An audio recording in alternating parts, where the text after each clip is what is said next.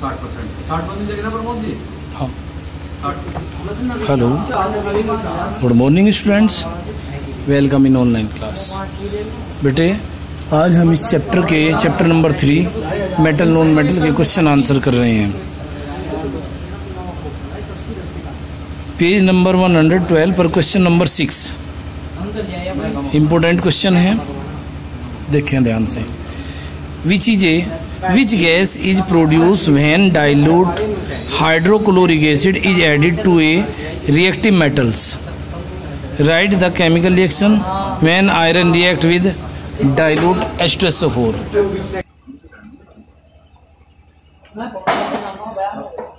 जब iron metal के साथ सल्फ्यूरिक H2SO4 रिएक्शन करता है तो कौन सी गैस बनती है? आंसर देखिए, hydrogen gas is produce when a reactive metal react with dilute hydrochloric acid. Iron and dilute H2SO4 react as following, Fe plus H2SO4। तो बनेगा आपका, देखिए जरा मैं रिएक्शन बताता हूं, Fe प्लस H2SO4 तो बनेगा आपका FeSO4 प्लस H2। तो बनने वाली गैस हाइड्रोजन होती है, Fe plus H2SO4, FeSO4 plus H2। ये जो बनने वाली गैस है ये हाइड्रोजन गैस है। अगर हम इस गैस को बर्न करें तो ये पॉप साउंड के साथ बर्न होती है, यानी पॉप की आवाज करती है। तो पॉप की आवाज केवल और केवल हाइड्रोजन गैस ही करती है। अगर हम इसको जलाएं तो ये पॉप की आवाज करते, ये हाइड्रोजन गैस की पहचान होती है। ठीक है बेटा, लेकिन ये इसको जलाना बहुत रिस्की है, आप अकेले में इस काम को ना करें, टीचर्स की प्रेजेंस में या अपने पेरेंट्स की प्रेजेंस में करें। पेरेंट्स हो सकता है ना जानते हो इस चीज को सही तरीके से, तो आप टीचर की प्रेजेंस में ही करें, जो रिलेटेड टीचर्स होते हैं वही कराते हैं, क्योंकि बहुत रिस्की होता है। तो कभी आपको ये गैस लैब में करा के दिखाऊंगे आपको, क्योंकि बेटा वो पॉप साउंड ही करती है। Next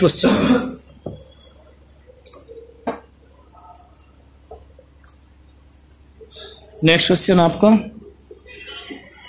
What would you observe when zinc is added to a solution of iron sulfate? Write the chemical reaction that take place. तो देखते हैं रिएक्शन इसकी।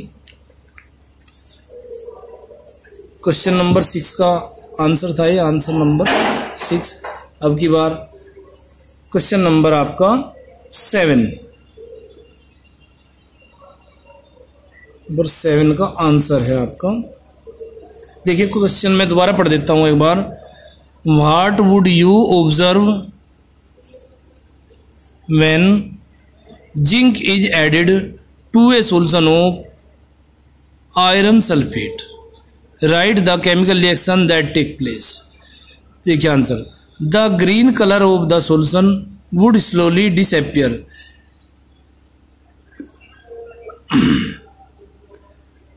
जो FeSO4 होता है उसका जो कलर होता है वो ग्रीन होता है। जब उसकी रिएक्शन Zn के साथ कराते हैं तो Zn जो एक रिएक्टिव मेटल है वो Fe को रिमूव कर देता है, डिस्प्लेस कर देता है, और बनता है FeSO4 plus ZnSO4 plus Fe। तो Zn मोर रिएक्टिव है, Fe लेस रिएक्टिव है दोनों एलिमेंट में। तो Zn जो मोर रिएक्टिव है वो लेस रिएक्टिव को डिस्प्लेस कर देता है और बना देता है ZnSO4 प्लस Fe। इस प्रकार the green colour of the solution would slowly disappear, zinc would gradually dissolve and iron would get precipitate at the bottom of the beaker. तो FeSO4 जो ग्रीन कलर के सॉल्यूशन वाला होता है, जब उसके साथ जिंक रिएक्ट करता है तो जिंक सल्फेट बनाता है और Fe उस बीकर की बॉटम पर जिसमें हम रिएक्शन कर रहे हैं नीचे की ओर आकर के बैठ जाता है। और उसकी रिएक्शन इस प्रकार से है, जो पहले ही आपको बताई जा चुकी है। अगला question, give electron dot structure of sodium magnesium and oxygen. Next, show the formation of Na2O and MgO by the transfer of electron. See what are the ions present in these compounds. देखिए अब answer, atomic number Z of sodium is 11। Sodium का atomic number 11 होता है। जब sodium का atomic number 11 है तो उसका इलेक्ट्रॉनिक कॉन्फ़िगरेशन 281 होगा, अर्थात इस तरह समझे हम Na11, तो पहली सेल में 2 इलेक्ट्रॉन, नेक्स्ट उससे नेक्स्ट में 8 इलेक्ट्रॉन और जो सबसे लास्ट में बची हुई है 1 इलेक्ट्रॉन। तो ऐड करके देखेंगे 2 8 10 और 1 11। तो देखिए जरा 11 का डिस्ट्रीब्यूशन ये रहा, अर्थात अब लास्ट की जो सेल है उसमें 1 इलेक्ट्रॉन हुआ। जब इसकी लास्ट सेल में 1 इलेक्ट्रॉन है तो वह electron outer most shell electron कहलाता है। इसी प्रकार magnesium, atomic number of Z is 12, तो उसकी वैलेंसी इलेक्ट्रॉन के अंदर 2 इलेक्ट्रॉन होंगे तो उनका जो इलेक्ट्रॉनिक डिस्ट्रीब्यूशन होगा वो होगा 282। तो इलेक्ट्रॉन डॉट स्ट्रक्चर Mg के लिए उसमें 2 वैलेंसी इलेक्ट्रॉन होते हैं। इसी प्रकार Z, एटॉमिक नंबर यानी Z कहते हैं एटॉमिक नंबर को, ऑफ ऑक्सीजन इज 8, ऑक्सीजन का एटॉमिक नंबर 8 होता है। इलेक्ट्रॉनिक डिस्ट्रीब्यूशन, जब हम ऑक्सीजन का इलेक्ट्रॉनिक डिस्ट्रीब्यूशन करते हैं तो इस तरह करेंगे हम 8 O तो 2 और 6, तो K के अंदर 2 इलेक्ट्रॉन, L के अंदर 6 इलेक्ट्रॉन। K और L सेल होती है, distribution of shell of electron से ही। सबसे पहली सेल में 2 इलेक्ट्रॉन होते हैं, हम ये चीज 9th क्लास में ऑलरेडी पढ़ चुके हैं। 6 इलेक्ट्रॉन बचे, जो 6 इलेक्ट्रॉन बचे वे 6 डॉट द्वारा रिप्रेजेंट किए गए, 1 2 3 4 5 6, ये इसके इलेक्ट्रॉन है। अब इनके इलेक्ट्रॉन रिप्रेजेंट कर दिए। अब दूसरा क्वेश्चन का आता है इसने, show the formation of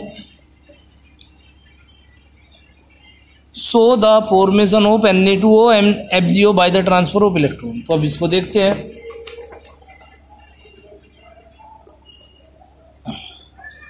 formation of sodium oxide यानी Na2O, बी पार्ट है आंसर। एक Na के पास 1 इलेक्ट्रॉन होता है, जो लास्ट में 1 इलेक्ट्रॉन बचा था Na पर वो ये रहा, जो अभी हमने इधर देखा था। देखिए जरा, ये वाला इलेक्ट्रॉन, ये वाला इलेक्ट्रॉन आपका ये होता है, 1 डॉट से इसको रिप्रेजेंट करते हैं। तो जैसे ही ये इलेक्ट्रॉन Na के पास हुआ तो यहाँ 1 2 3 4 5 6, तो ऑक्सीजन के पास 6 इलेक्ट्रॉन थे, तो Na का 1 इलेक्ट्रॉन इसके साथ आया, इसके साथ इसने पेयर बनाया।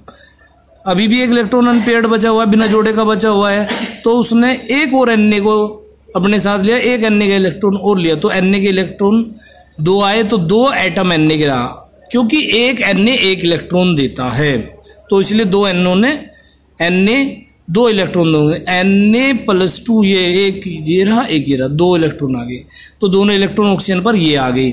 अब क्योंकि क्रिस क्रॉस रूल के अनुसार, अब आपको ध्यान होगा, हमें याद है कि भाई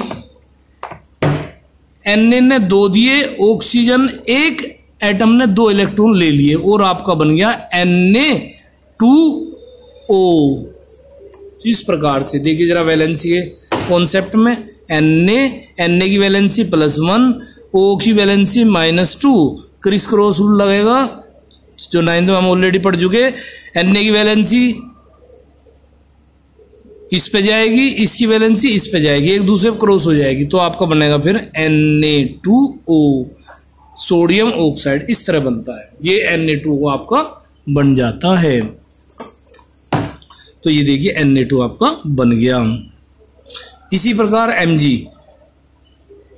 एक Mg पर 2 इलेक्ट्रॉन होते हैं, 2 वैलेंसी इलेक्ट्रॉन होते हैं। ये दोनों इलेक्ट्रॉन, इसने ऑक्सीजन को 2 इलेक्ट्रॉन चाहिए होते हैं अपना ऑक्टेट पूरा करने के लिए, तो इसने ये दोनों इलेक्ट्रॉन दे दिए, जैसे उसने 1 इलेक्ट्रॉन दिया था। इसी प्रकार एक O अपना ऑक्टेट पूरा करने के लिए 2 इलेक्ट्रॉन चाहिए, क्योंकि इसमें 6 है, तो Mg के दोनों इलेक्ट्रॉन एक ऑक्सीजन ले लेता है, तो Mg के दोनों इलेक्ट्रॉन इसने ले लिए और आपका बन गया MgO। क्योंकि देखिए इसका भी Mg की वैलेंसी +2, O की वैलेंसी -2, क्रिस क्रॉस रूल लगाओ, बिन्स आपका एक दूसरे पर क्रॉस हो जाती है, तो Mg2O2 अगर वैलेंसी बराबर होती है, माइनस प्लस साइन छोड़ दिए जाते हैं जब दोनों क्रिस क्रॉस रूल लगता है, तो अगर बराबर होती है तो कट जाती है, तो MgO बन गया। तो इस प्रकार से हमारा MgO बन जाता है। नेक्स्ट है आपका कि उनके आयन प्रेजेंट करिए। The ion present in the compound are as Na2O has Na+1, O पे -2, MgO हैज Mg पे +2 और O पे -2, ये इनके आयन्स हो जाते हैं। अगला क्वेश्चन लीजिए, why do ionic compound have high melting point. Ionic compound के मेल्टिंग पॉइंट ज्यादा क्यों होते हैं? In the formation of ionic compound positive and negative ions, positive ion जिनको हम कैटायन कहते हैं, नेगेटिव आयन जिनको हम एनायन कहते हैं, आयनिक कंपाउंड में दोनों आपस में एक दूसरे के साथ क्लोजली पैक होते हैं, जुड़े रहते हैं। तो आयनिक कंपाउंड वे कंपाउंड होते हैं जो कैटायन और एनायन से मिलकर बनते हैं, मीन्स पॉजिटिव और नेगेटिव आयन से मिलकर बनते हैं, आयनिक कंपाउंड कहलाते हैं, जिसमें कैटायन और एनायन पार्टिकल्स आपस में जुड़े रहते हैं। दीज आर क्लोजली पैक, क्योंकि दोनों के ऊपर अपोजिट चार्ज होता है, अपोजिट चार्ज एक दूसरे को स्ट्रांगली अट्रैक्ट करता है, इसलिए वे एक दूसरे के साथ क्लोजली पैक हो जाते हैं। And the ionic compound exist as a crystalline solid, और ionic compound crystalline solid form में पाए जाते हैं। क्रिस्टलाइन मीन्स क्रिस्टल के रूप में, solid means solid form, solid liquid gas में जो सॉलिड होती है, सॉलिड होते हैं जिसके definite shape, size and volume होते हैं, उसको सॉलिड कहते हैं। They have strong inter ionic force of the attraction, उनके बीच स्ट्रॉन्ग आयोनिक फोर्स कार्य करता है। And have high melting and boiling points, और उनके मेल्टिंग और बॉइलिंग पॉइंट भी बहुत ज्यादा होते हैं। क्यों? क्योंकि उनके बीच फोर्स ऑफ अट्रैक्शन काम करता है, बहुत स्ट्रॉन्ग होता है। नेक्स्ट क्वेश्चन हमारा पेज नंबर 113 पर, metallic oxide of zinc, magnesium and copper were heated with following metals. जो मेटेलिक ऑक्साइड है जिंक के और मैग्नीशियम के और कॉपर के, वे एक दूसरे के साथ हीट किए जा रहे हैं, तो अब क्या होगा? तो देखते हैं answer. In which case will you find displacement reaction taking place. इस केस में आप बताओगे कि डिस्प्लेसमेंट रिएक्शन टेक प्लेस होगी या नहीं होगी। तो आंसर देखते हैं। Magnesium will displace both zinc and copper. Magnesium zinc oxide के साथ जब रिएक्शन करता है, मैग्नीशियम जो स्ट्रॉन्ग मेटल है देन जिंक से स्ट्रॉन्ग होता है, तो स्ट्रॉन्ग हमेशा वीक को डिस्प्लेस कर देता है, ताकतवर हमेशा कमजोर को हटा देता है, ये समझ लीजिए। तो Mg स्ट्रॉन्ग मेटल है, मीन्स इससे ताकतवर है, तो इसके अंदर से जिंक को हटा देगा, तो Mg Zn को डिस्प्लेस कर देता है, बन जाता है MgO + Zn। इसी प्रकार Mg + CuO के अंदर में दोनों में कंपैरिजन करें तो Mg Cu से भी स्ट्रॉन्ग होता है, तो Cu से स्ट्रॉन्ग होने की वजह से Cu को भी यहां से डिस्प्लेस कर देता है, तो बन जाता है MgO + Cu। Zinc will displace copper from copper oxide.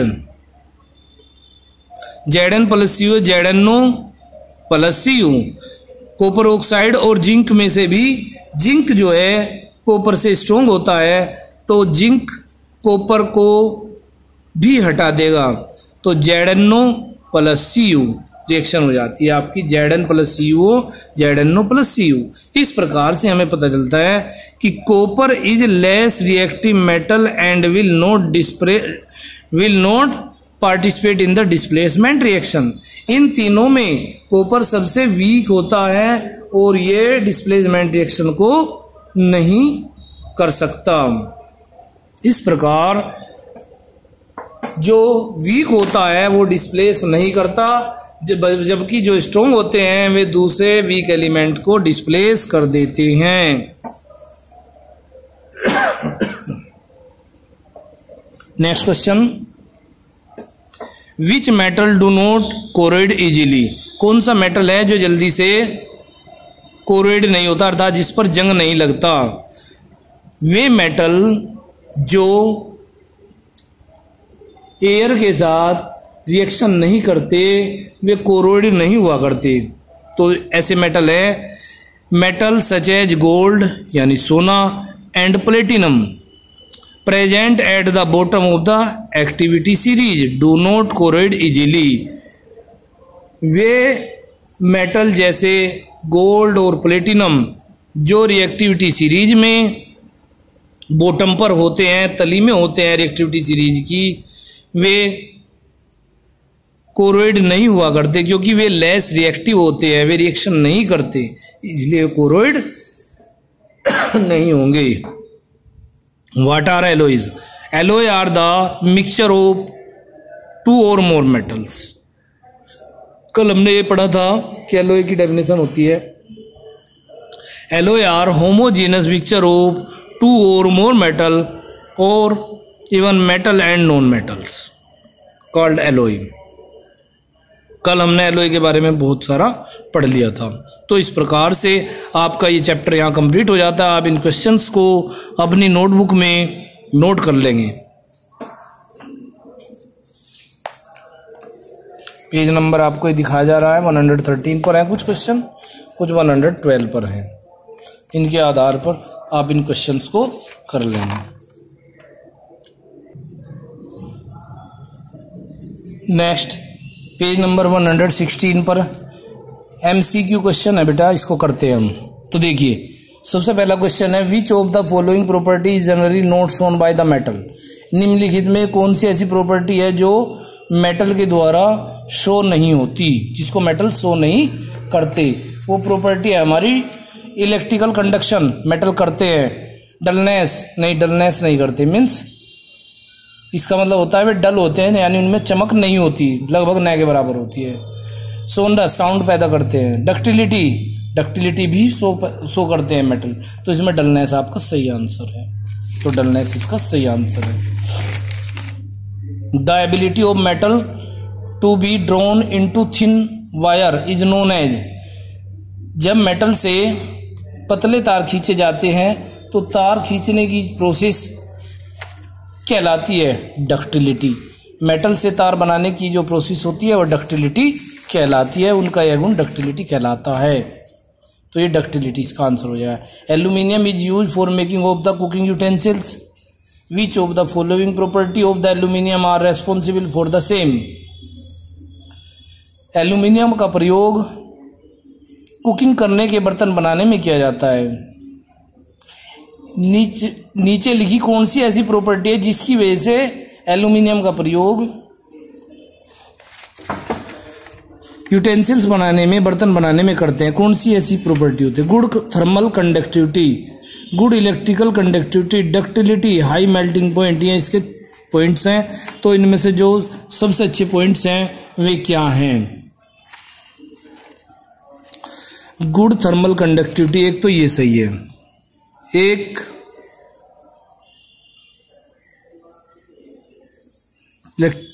ये वाला सही है। हाई मेल्टिंग पॉइंट, इनका मेल्टिंग पॉइंट ज्यादा होता है, अर्थात गर्म करने पर ये जल्दी से पिघलते नहीं है, बहुत हाई टेम्परेचर पर पिघलते। तो इसमें डी आंसर आपका सही हो जाता है। Number 4, which one of the following metal do not react with cold as well as hot water. इनमें से कौन सा मेटल है जो ठंडे और गर्म के साथ रिएक्शन नहीं करता? Na कर जाता है, Ca कर जाता है, Mg कर जाता है। Fe एक ऐसा एलिमेंट है जो ठंडे और गर्म पानी दोनों में से कोई से के साथ भी रिएक्शन नहीं करता। Fe इसका आंसर हो जाता है, आयरन यानी लोहा। नेक्स्ट क्वेश्चन हमारा,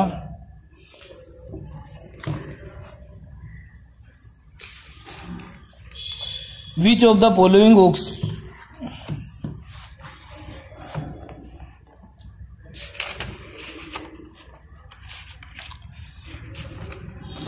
Which of the following oxide of iron would be obtained on prolonged reaction of iron with steam? इनमें से कौन सा आंसर है जो आयरन स्टीम के साथ रिएक्शन करने से प्राप्त होता है? FeO, Fe2O3, Fe3O4, Fe2O3 and Fe3O4। तो इनमें से Fe3O4 सही है।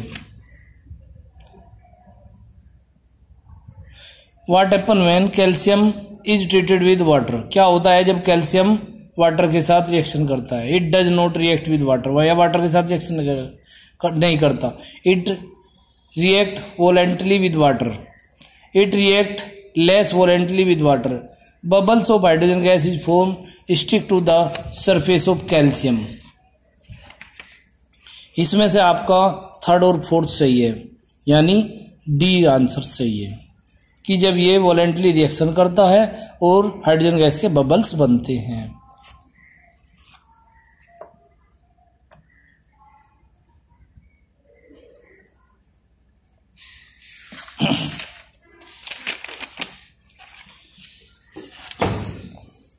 Generally metal react with acid to give salt and hydrogen gas.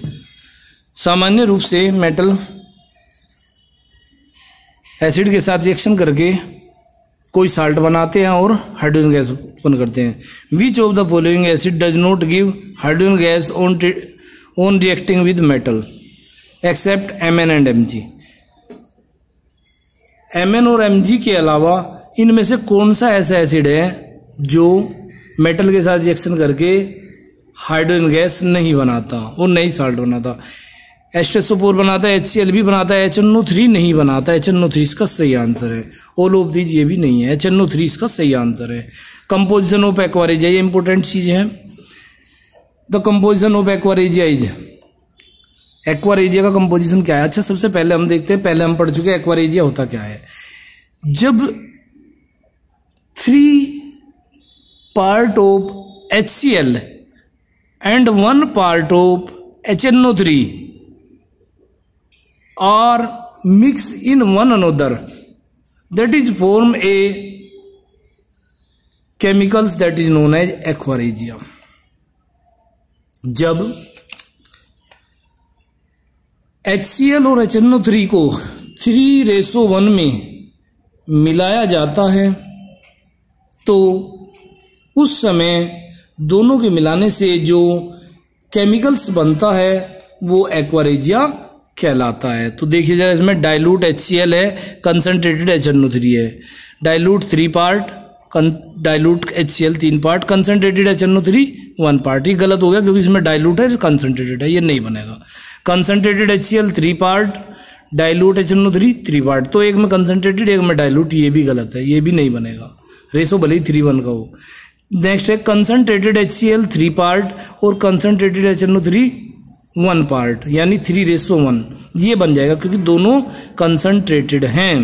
तो दोनों कंसंट्रेटेड होने चाहिए, तो इसमें यही सही है। इसमें डाइल्यूट HCl है, डाइल्यूट HNO3 है, डाइल्यूट में ये नहीं बनता, केवल और केवल कंसंट्रेटेड में बनता है। इस प्रकार हमारा ये MCQ के क्वेश्चंस चल रहे हैं। नेक्स्ट क्वेश्चन है हमारा, which of the following are not ionic compound? इनमें से कौन सा ऐसा है जो आयोनिक कंपाउंड नहीं है? CCl4 एक ऐसा है जो आयोनिक कंपाउंड नहीं है, जबकि हमारा HCl भी आयोनिक कंपाउंड नहीं होता। ये और ये, अर्थात इसमें से हमारा जो आंसर हुआ वो सही सेकंड और थर्ड है। ये दोनों आयनिक कंपाउंड नहीं होते, ये कोवेलेंट कंपाउंड होते हैं।